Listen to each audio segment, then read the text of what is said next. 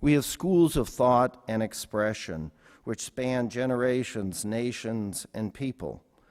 In recent years, we have seen an effulgence of postmodernism and its related critical tool, deconstruction, which are said to follow up on and move beyond modernism.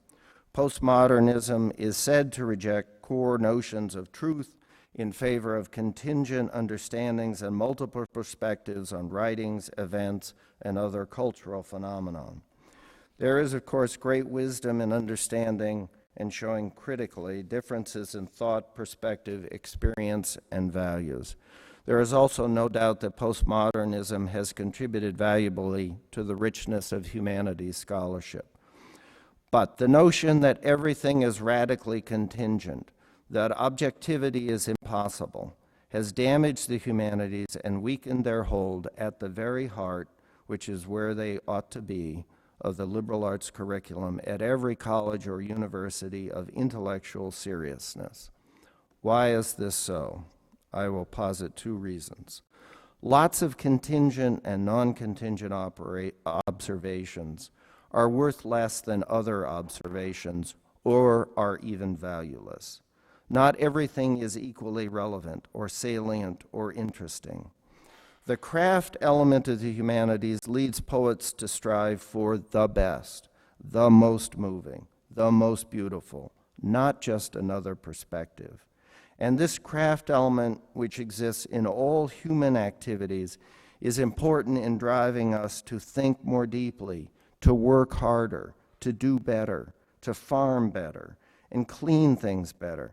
And parenthetically, this is one of the reasons why I reject Emerson's effort to divide the world into a professional and a non-professional domain.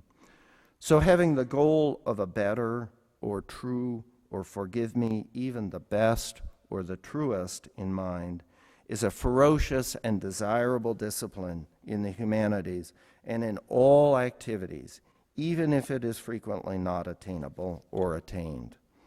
Second, the humanities reflect at their best not a belief in the bland and amorphous contingencies of life, but rather the hope and aspiration for things that are better and nobler, as opposed to things that are evil or slovenly or uninteresting. The Impressionists were moved to a new and luminous style of painting, not in the belief that their perspective or style was or could be just another kind of art, like so much of what had preceded them, but because they thought it was absolutely more beautiful. The humanities are constructed on an assumption of values, as I said, and one of those values is that some things are more beautiful or truer or nobler or more despicable or more ignoble or even vile. The claim of pervasive relativism is itself a life threat to the humanities and their role in human life and civilization, and also at the center of a fine education. Third, the humanities frequently serve as a way for establishing not the relative sameness of perspectives, not the moral equality of differing perspectives, but the evil of injustice and oppression.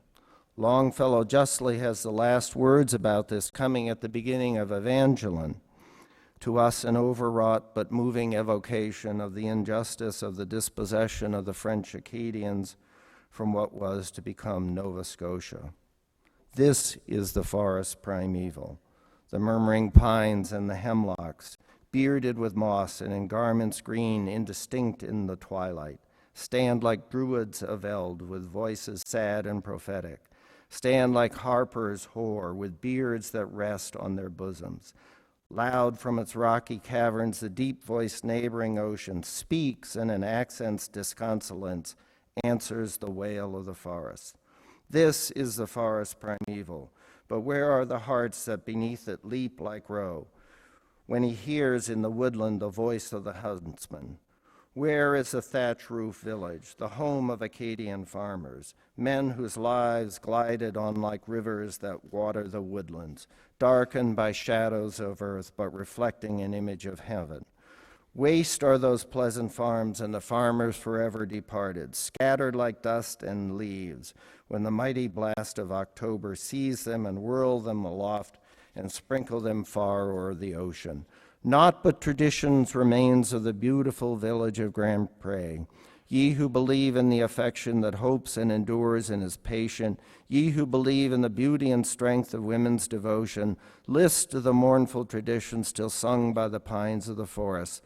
List to the tale of love in Acadie, home of the happy.